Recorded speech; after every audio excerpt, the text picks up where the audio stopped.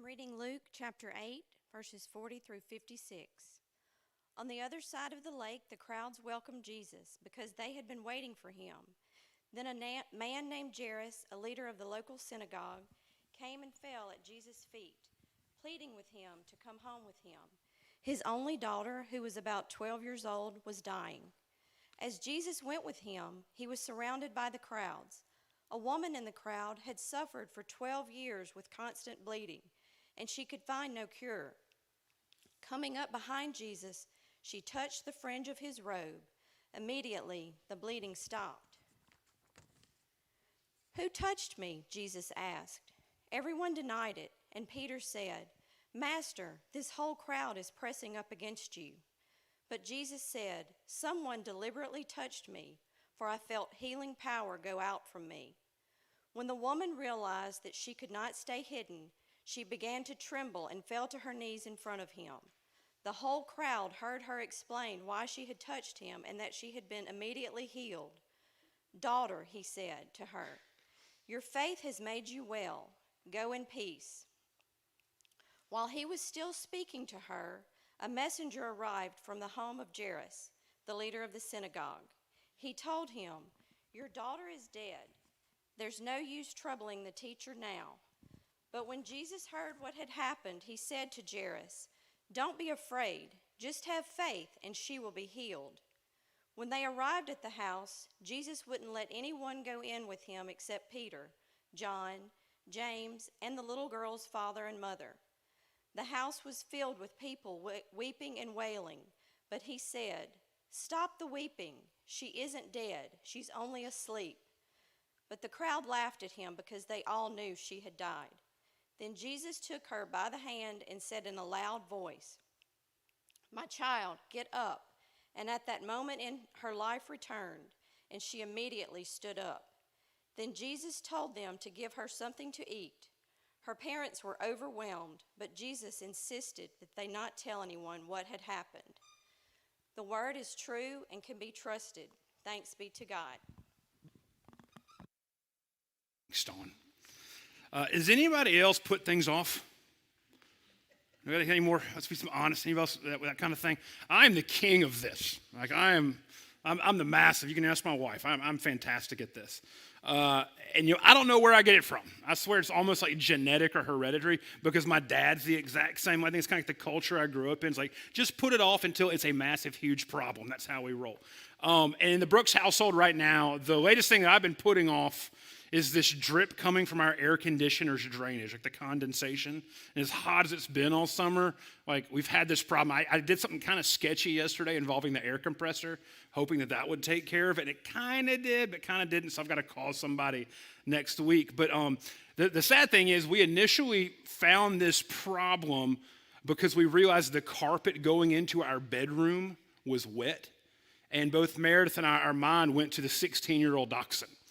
And let's just say after a few spankings, after some scoldings, and after we had a "is it time" conversation, we realized that it wasn't the dog having accidents, it was just the air conditioner draining across the hall. So we both felt horrible for a while, mainly about the dog. And then we kind of diagnosed the problem, and we put a bucket underneath it, and I plan on going and getting it fixed. That was a month ago. But it's a quick fix, right? The bucket's there. We don't have water on the carpet. Water's not on the floor. The bucket's there, right? It's resolved, but the problem isn't fixed. How many times in life do we just kind of find a quick fix and never get to the solution? Quick fixes, there's a difference between quick fixes and between solutions. And I think that a lot of us end up living in quick fix territory for way too long. I think sometimes we can be living in quick fix for so long, we forget what solutions actually look like. And think about how that begins to affect us. There's ways that we just kind of live with that for a long time. Unintentionally over the last few weeks, I've been talking a lot about healing. and thinking about that. It wasn't anything necessary. It's just these passages in the Gospels that we've been sitting through, and we realized that all these are passages about healing. A lot of times when we think about healing in church, like what it comes up with is like these like tent revivals. That sort of thing, like sawdust on the floor, like stories of people like standing like in Benjamin Button when he stood up out of the wheelchair. Like we think about that. We think about the sort of thing that we read about in our text today. But then a lot of times we just drop that aside because that doesn't really happen in real life. It's like we know it's out there in the larger thing, but I've never experienced it, so I'm just going to kind of sit it out there on the edges. And it ends up becoming like a duct tape situation in our life, like a duct tape solution. We forget that we have any sort of an issue or a problem that might need help because we just don't let that just live in our world.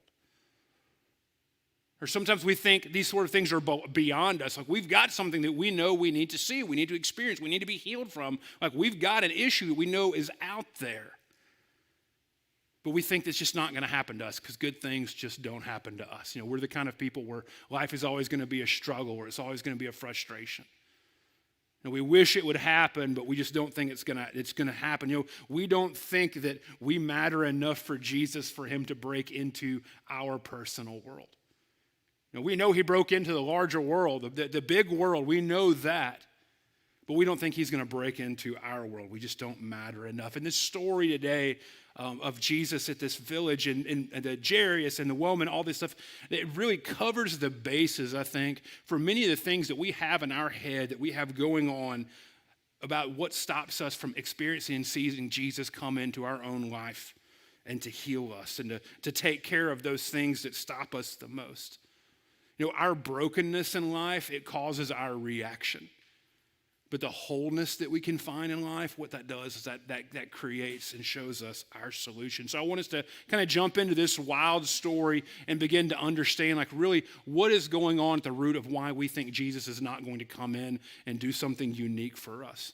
Luke's gospel is all about characters. I think so many times in Luke's gospel, if we want to really start to understand like what this story is talking to us about, the first layer of answer is let's just find the characters.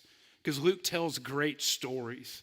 His gospel is all about characters. We find who are the characters, what are they doing, what's happening inside of there. Jesus is here.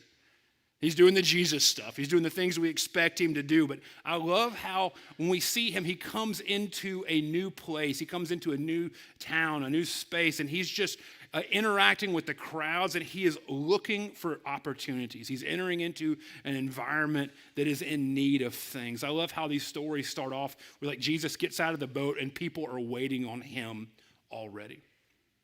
And I love how Jesus expects things to happen, for these ways for him to do the Jesus stuff, to just drop down in front of him. The crowd is here. We've talked about the crowd, talked about them a little bit a couple of weeks back, but the crowd is a character in the Gospels, and they do a lot of things. It's this large, unnamed group of people throughout the entire Gospel, and the way that Luke especially looks at them, and in this story, you see them doing kind of several different things. It's always a story about misunderstanding Jesus, misunderstanding him because of a variety of ways and a variety of reasons. The next character that we find in this story is Jairus. He's the leader of the synagogue. In this small town, in this small village, he's probably the most important man in town. He's the most important person there. He's the synagogue leader, which means he's responsible for the whole organization and rhythm of their religious life. He makes sure that things are there when they need to be there. He makes sure that things are set up the way they're supposed to be like. What you also see in these towns is the synagogue leader is also generally someone who's pretty wealthy, and they underwrite the needs of the synagogue. To where if the people in the village cannot maintain this space, they've agreed to say, well, I'll just cover the cost in a worst case scenario. It's a very, very important person. The last person we meet in this character is this unnamed woman. And for different reasons, she's had a medical condition for a dozen years that has just completely erased any sense of life that she might have. Religiously, she's considered to be unclean because of this medical issue. That means that she can't touch anyone.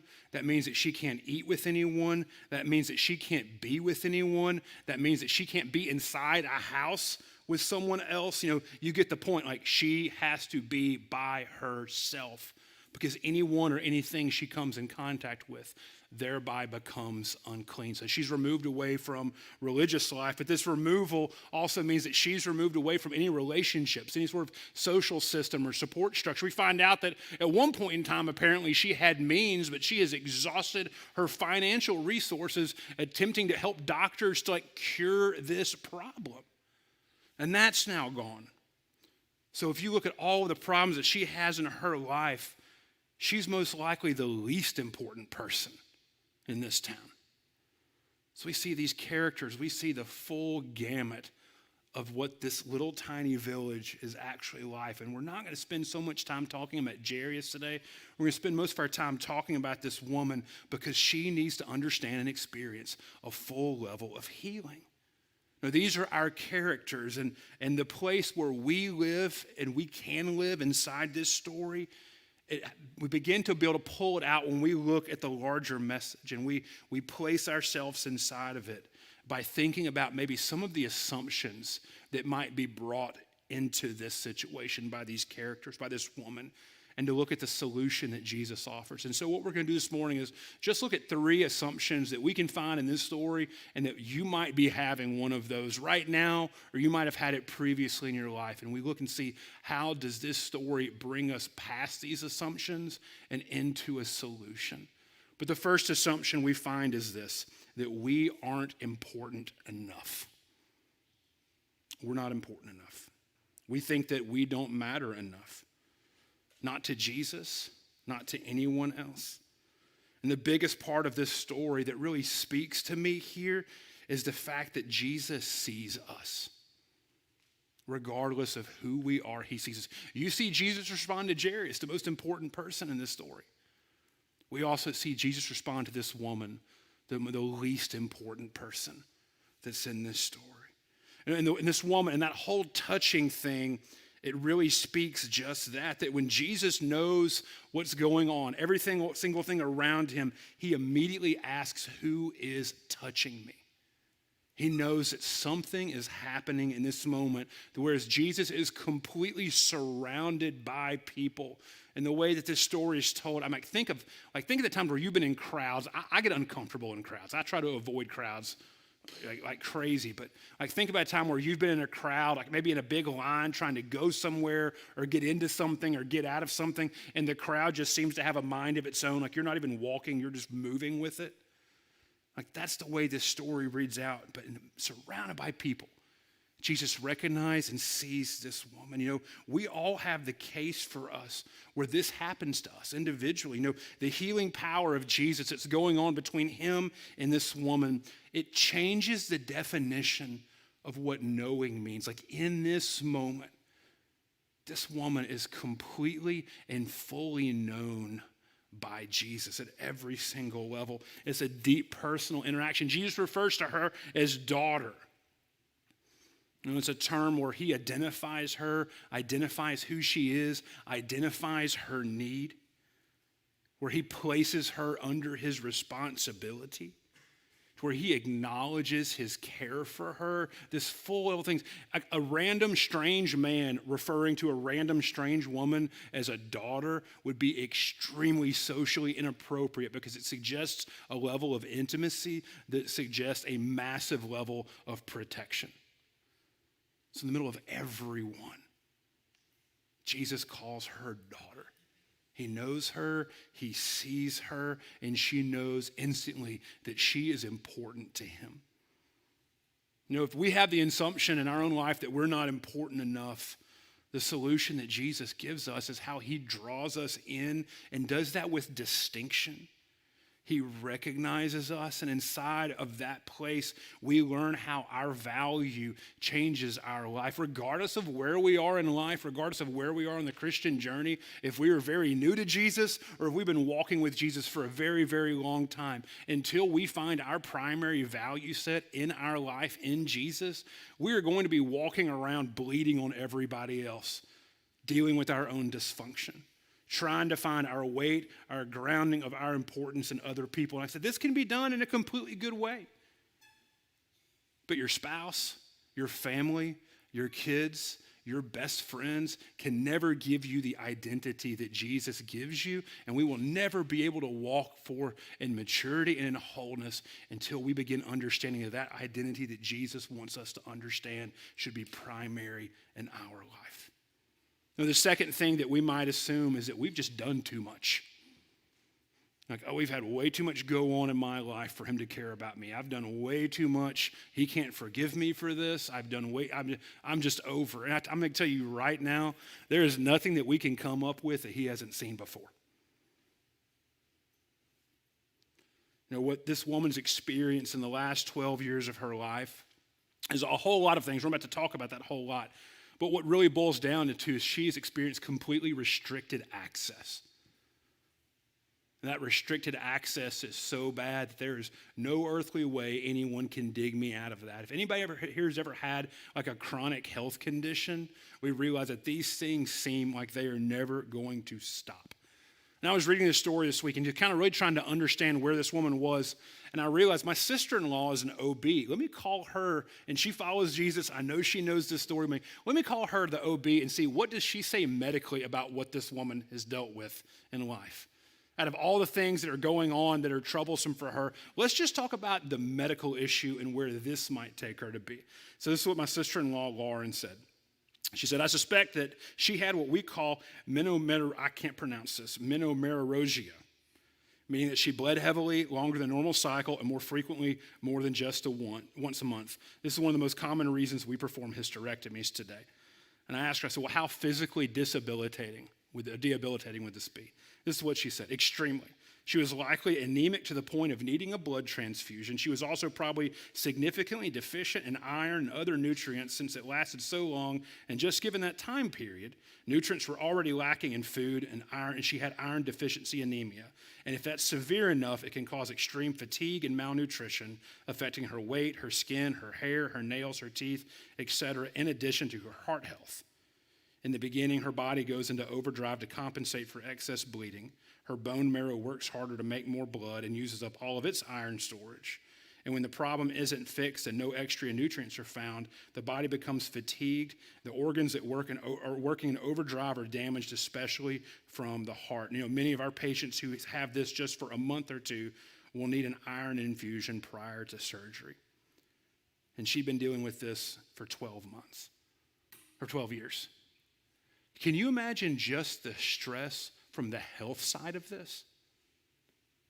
You take out every other single part of what's going on, the social stigma, the religious stigma, the disconnection, all of those sorts of things. Just imagine where she is just off of the health issue. You know, just her touching Jesus, it wasn't just about her healing. But for her to touch him out of this level of faith, she also had to make the decision that she would risk making Jesus unclean. And when you see her reaction in the story, when Jesus sees what's going on, starts talking about that, it says she is in fear and that she is trembling. And she was worried about what might happen if this doesn't work. You know, in the moment Jesus showed up in this village, he was even more important than Jairus. Every single feature and focus in this town was on him. And so she risked an even larger amount of just stigma that was attached to her. And there's a theme of fear with this woman, with the way we see her working. But here's the thing. And Jairus was fearful. Fear is just kind of running throughout this whole passage. But fear is interesting. You know, sometimes we have to come to Jesus out of the depths of our fear. And if we're traversing these internal fears, these strong fears, these fears where we think he can't do anything for us, or he won't do anything for us, or we don't matter enough for him to try to do something, or we've done too much for him to do these things. Just by us beginning to move into this space of eliminating this fear, we're going to come to the point of just massive personal awareness about who we are. And that our level of openness to Jesus is going to be our level of access to Jesus. This woman had gotten to the point where she said, I will risk everything now. I will risk losing the last tiny bit of what I have in my life in the hopes that this man is who everybody says he is, and he can do what everybody says he can do. Now, how many times have we in life hid our greatest needs because we've been conditioned to stay quiet and to not bother or burden someone else?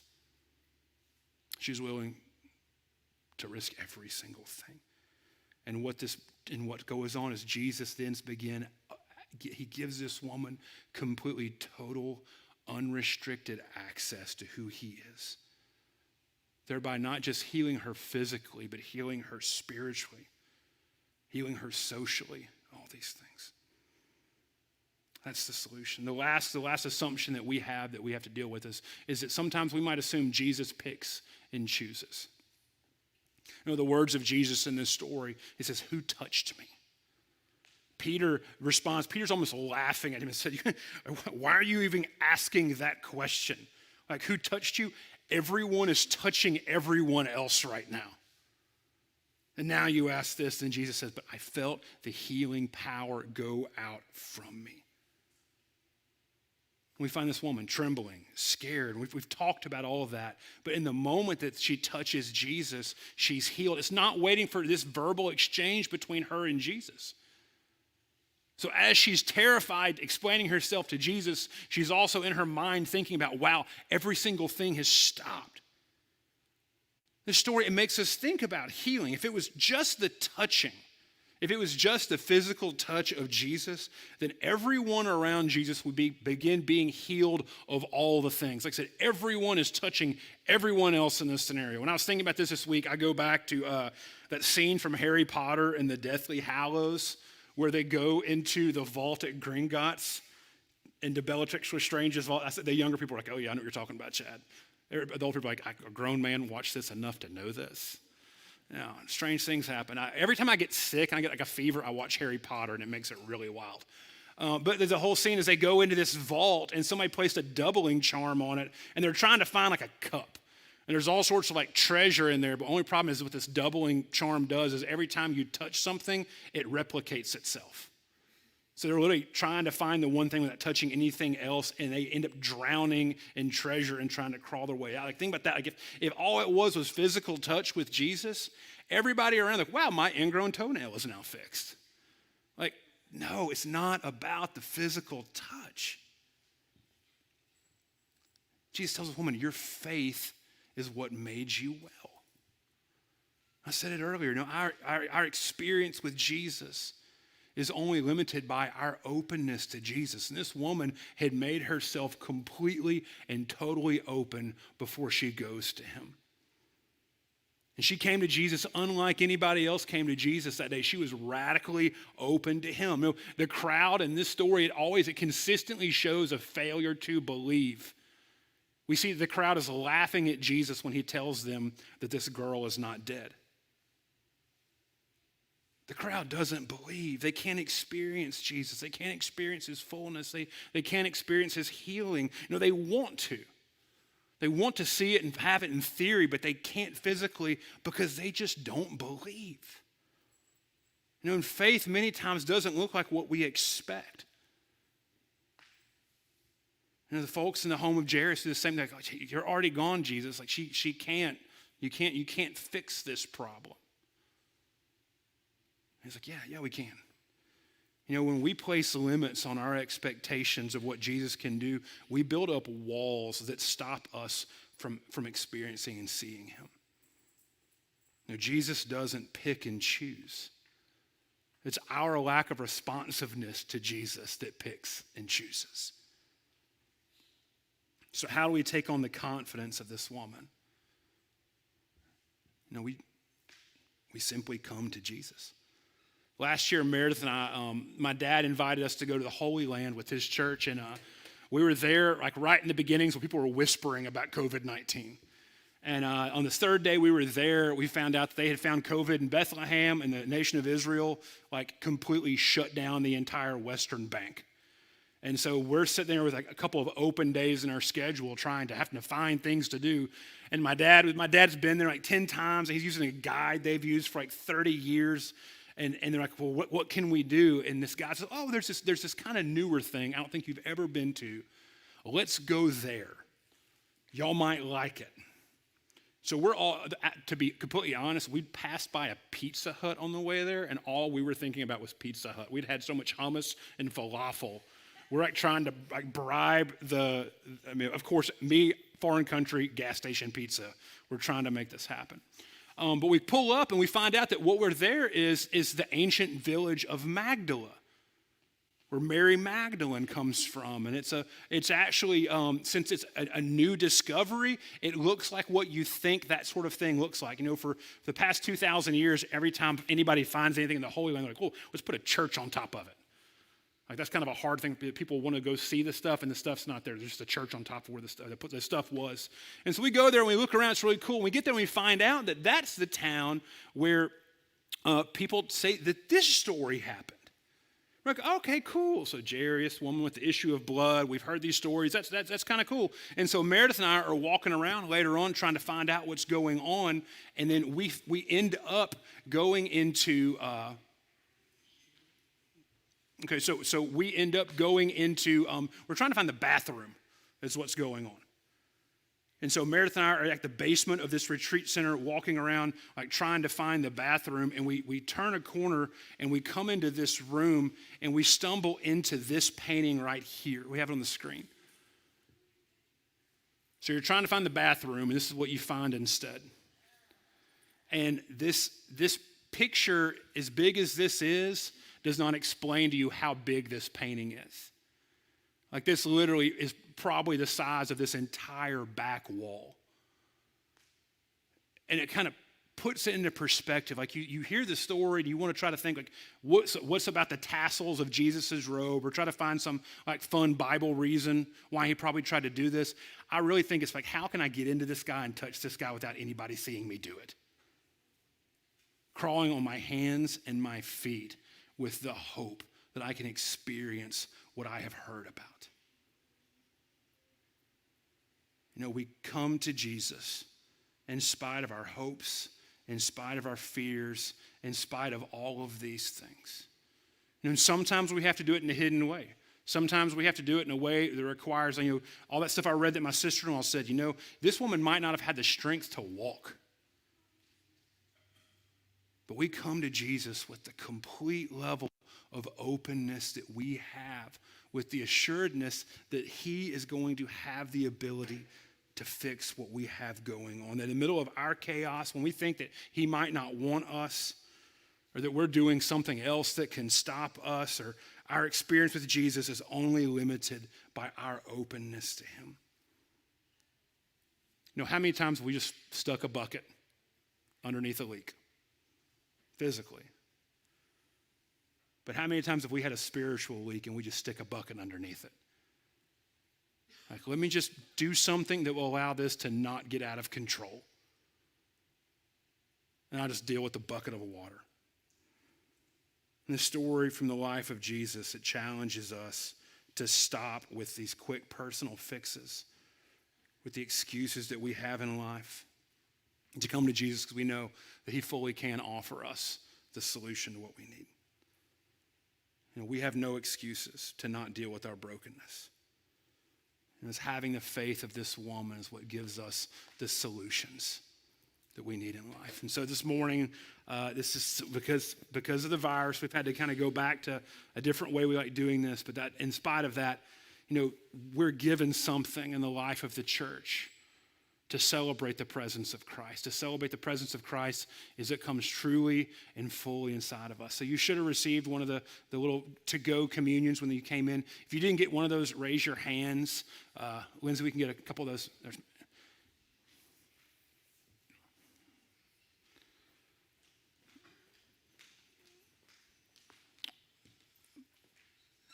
And so, make sure you peel off. There's a little piece of cellophane on top of that wafer. And there's another little peel for that grape juice. But, on the night that Jesus gave himself up for us, he took bread. He broke it. And he gave thanks for it. He said, this is my body that is broken for you. As often as you do this in remembrance of me. Then he took the cup. And he gave thanks to God for it. So this is my blood, the blood of the new covenant, which we poured out for your sins and for the sins of everyone else. And as often as you drink of this, do this in remembrance of me. And so in a moment, we're going to pray, and then we'll give ourselves time to take communion if we haven't done it yet. If you have, it's all right. Jesus doesn't split hairs. Hopefully y'all know that by now. But let us pray together. Holy Father, pour out your gifts on us gathered here, God, on these gifts of bread and wine. Lord, make them be for us the body and blood of Christ, redeemed by his blood as we have been redeemed as well. God, by your Spirit, make us one with each other, one with your church, one in ministry with each other and the whole world until your Son Jesus comes in final victory and we feast together at your heavenly banquet. Lord, thank you for your love. Lord, thank you for solutions. God, thank you for being big enough.